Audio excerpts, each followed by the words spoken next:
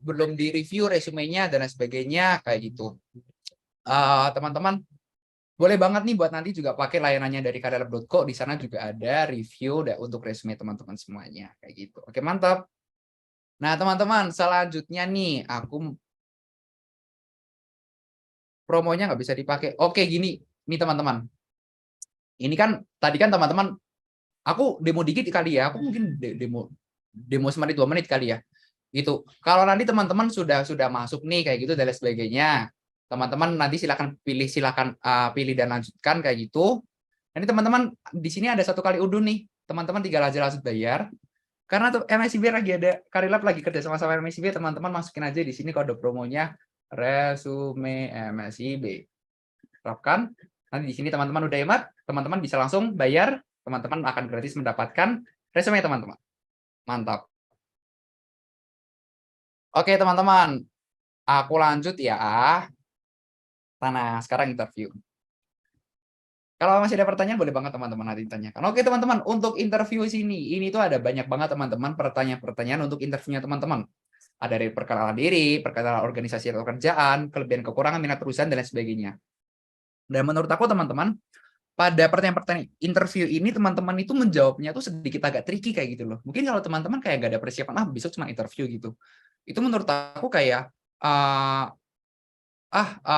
kurang untuk persiapan gitu loh teman-teman, karena semuanya itu harus dipersiapkan dengan matang-matang kayak gitu. Nah, ini list pertanyaan teman-teman kira-kiranya akan seperti ini kayak gitu. Nah, ini adalah contoh pertanyaan untuk wawancara teman-teman semuanya gitu. Jadi pertanyaan teman-teman tadi kalau teman-teman lihat di skema awalnya adalah habis screening resume itu habis itu nanti dilanjut tuh kayak interview dan ini teman-teman biasanya adalah ada 3 kali interview.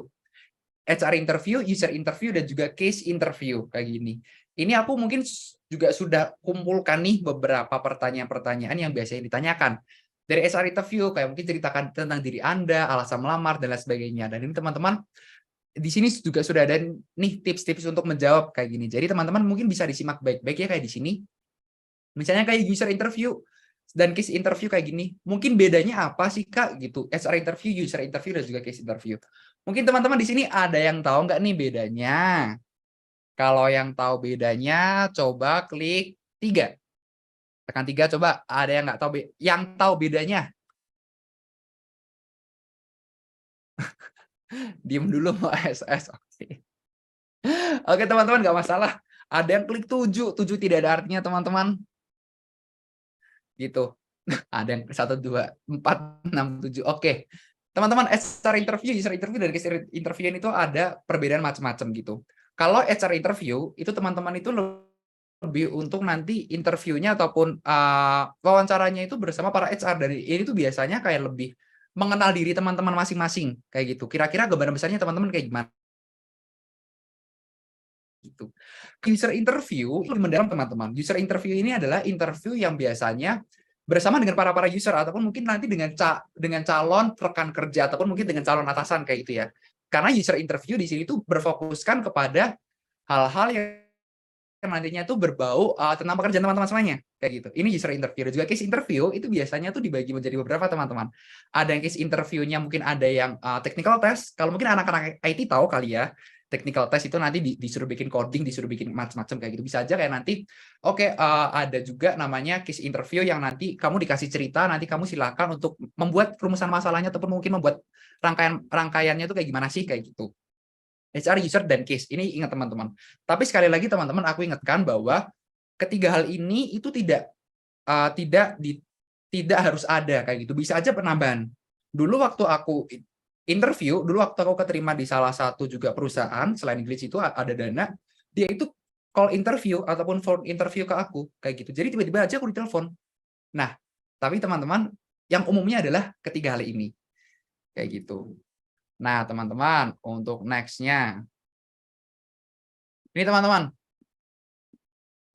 ini mungkin adalah pengalaman-pengalaman yang mungkin bisa nih buat teman-teman nanti bawa kayak gitu di perusahaannya teman-teman, di perusahaannya. Kayak waktu teman-teman ngelakuin interview kayak gitu. Teman-teman bisa banget nih buat nanti di sini. buat pakai rumusan-rumusan kayak gini gitu loh, pengalaman organisasi atau magang sebelumnya. Misalnya kayak peran kamu ngapain aja sih, kesulitannya ngapain aja sih, pengalaman dalam memimpinnya apa sih, dan keberhasilan apa aja sih yang kamu raih kayak gitu. Ini nanti ada tips-tipsnya teman-teman, nanti akan aku share di akhir. Nah, mungkin ini kali ya.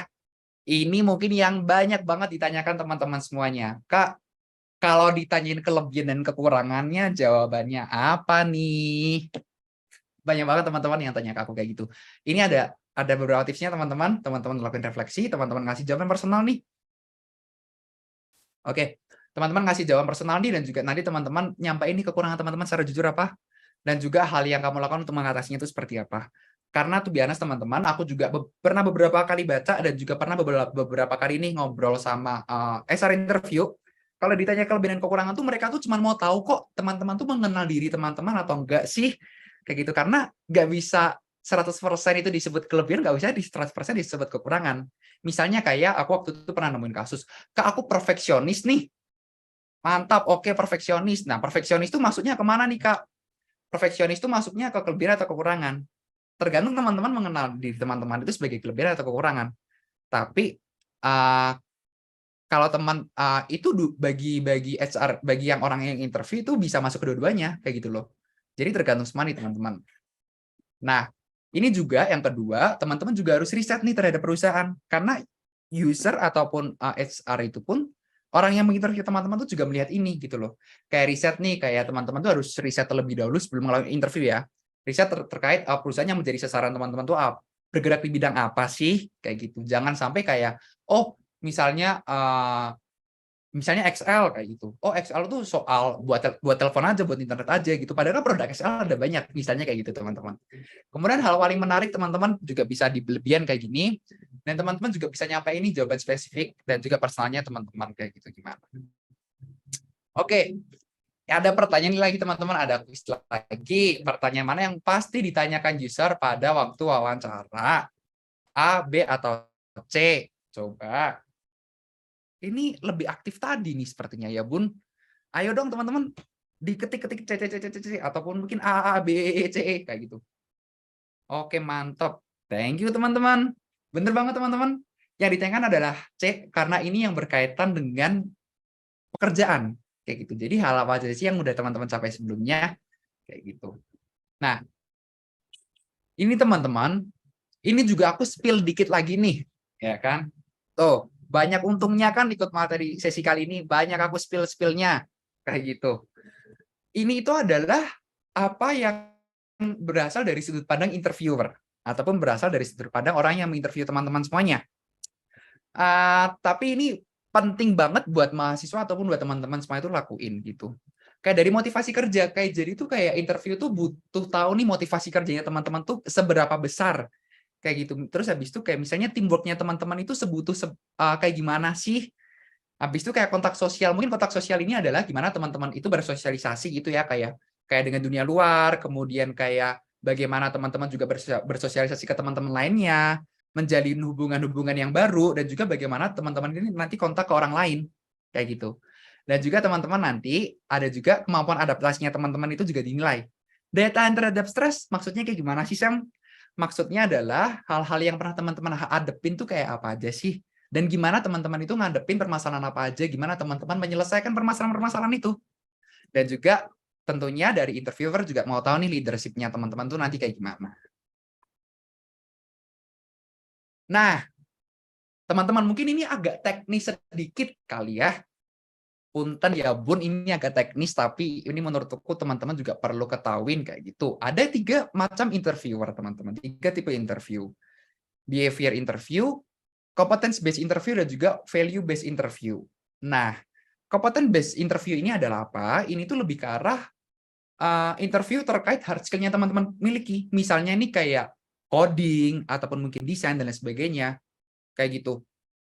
Jadi teman-teman nanti buka aja di sini. Buka aja di sini. Nanti teman-teman di competence based interview ini tuh kurang lebihnya kalau mungkin kayak tadi tuh kayak case interview atau apa tadi ya, technical interview kayak gitu teman-teman.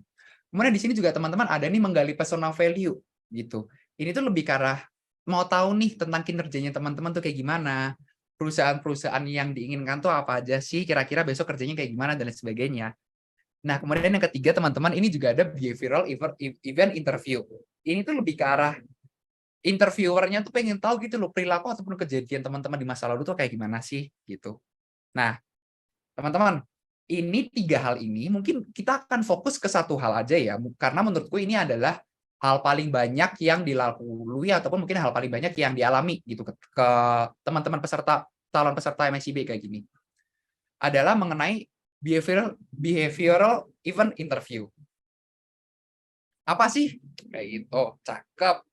Nah, event interview ini kurang lebihnya kayak gini teman-teman. Ini tuh kayak mereka tuh mau tahu gitu loh, interviewnya itu mau interviewernya itu kayak mau tahu gitu loh, menggali perilaku kerjanya yang pernah teman-teman lakuin itu apa aja sih gitu loh. Kira-kira cocok atau enggak nih posisi teman-teman sekarang. Misal, contohnya nih ya, oh dulu tuh pernah bekerja pernah berorganisasi deh, berorganisasi di organisasi A kayak gitu. Nah, interviewer tuh mau tahu nih, dulu tuh kamu tuh ngelakuin apa aja sih kayak gitu. Hal capaian-capaian yang kamu lakuin itu apa aja sih kayak gitu. Nah, itu penting banget tuh teman-teman. Jadi behavior event interview itu kurang lebihnya kayak gitu. Mungkin teman-teman harus menggarisbawahi kata-kata ini ya. Ngobrol-ngobrol sistematis terkait masa lampau gitu. Sistematis terkait masa lampau. Jadi teman-teman kata kuncinya adalah masa lampaunya kayak gitu. Nah, behavior event interview kayak gini, contohnya tuh kayak gini teman-teman. Mungkin ini yang sebelah kanan dapat dianalisa, ini adalah yang rekomendasinya banget nih buat teman-teman jawab kayak gitu. Yang sebelah kanan ini yang buat teman-teman jawab, yang sebelah kiri ini yang sebaiknya teman-teman hindari untuk menjawab kayak gitu. Misalnya kayak orientasi masa lalu, ya pada masa lalu tuh teman-teman kayak harus tahu gitu loh. Dulu aku tuh kayak gini, kayak gini, kayak gini, kayak gini. Dulu tuh aku ngelakuin A, B, C, D, E, F, G kayak gitu. Bukan kayak oh besok aku mau melakukan ini nih, besok aku mau berdampak pada perusahaan ini nih kayak gitu. Tapi teman-teman lihatlah dulu, waktu dulu aku itu pernah melakukan hal seperti ini, seperti ini, seperti ini. Jadi harapannya ke depannya aku akan seperti ini kayak gitu. Itu juga penting. Kemudian yang kedua, teman-teman tuh harus tahu juga, pakai juga kata saya dan bukan kami. Kenapa? Kalau kami kan jamak ya teman-teman ya, kan nggak tahu nih kamu ngerjain apa aja gitu loh. Kalau pakai saya, pakai aku gitu, itu kan lebih spesifik gitu loh. Oh aku nih ngapain aja sih kayak gitu. Kemudian yang ketiga adalah detail. Nah, teman-teman juga harus detail nih, kayak jangan cuman bilang kayak, oh, oke, dulu aku ngurusin senat kayak gitu. Ya, terus kamu ngurusin senat tuh di bagian apa gitu kan? Kamu juga harus tahu nih, kamu juga harus cerita nih. Kayak, oh, dulu tuh aku ngurusin senat bagian divisi akademik, dulu tuh aku tugasnya kayak gini, kayak gini, kayak gini, sistematikanya kayak gini, kayak gini, kayak gini, kayak gini gitu. Jadi perlu detail teman-teman dan juga teman-teman harus spesifik daripada teman-teman lebih yang ke umum kayak gitu. Nah, teman-teman ini adalah salah satu contoh ini adalah salah satu contoh framework ataupun yang bisa teman-teman pakai. Gunanya untuk apa? Ini tuh menjadi acuan teman-teman nih untuk menjawab secara spesifik dari kerangka cerita teman-teman tadi gitu loh. Tadi kan behavioral interview kan teman-teman lebih ke arah kayak bercerita masa lampau kayak gitu ya. Ingat tadi teman-teman. Oke, tadi behavioral interview itu kata kuncinya apa deh? Coba teman-teman di chat. Behavioral interview itu kata kuncinya apa sih tadi? Ada yang masih ingat nggak?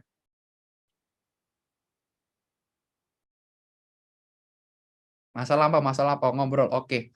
Benar teman-teman, karena masa lampau, jadi kayak teman-teman harus tahu nih, teman-teman harus merangkai kalimat-kalimat itu dengan cantik, dengan indah. Bukan cuma pacarnya yang cantik doang, tapi juga teman-teman ngerangkai kalimatnya juga harus dengan cantik nih.